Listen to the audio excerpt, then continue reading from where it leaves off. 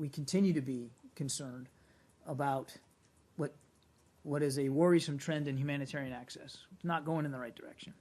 And that is a significant issue of discussion in Geneva. And frankly, it's a significant issue of discussion here at the State Department as we consult with other ISSG members.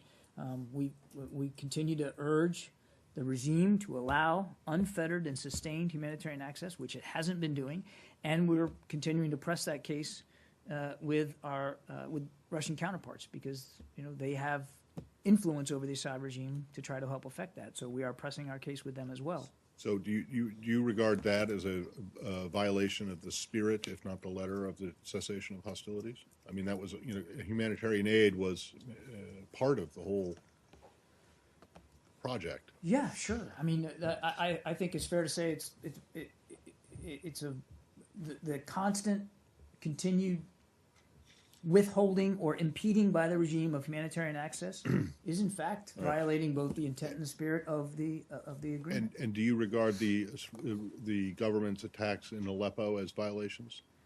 Well, to the degree that they are targeted and going after opposition groups or civilians, absolutely. So what is the consequence of these violations? Yeah.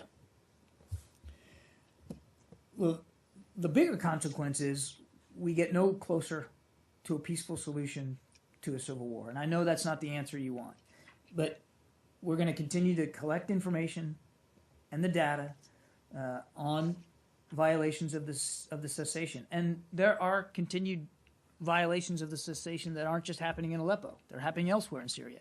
We're continuing to work through the task force to collect the information and the data, to analyze it, to create a record here. And at the same time, doing everything we can to press, in this case in particular, the Russians,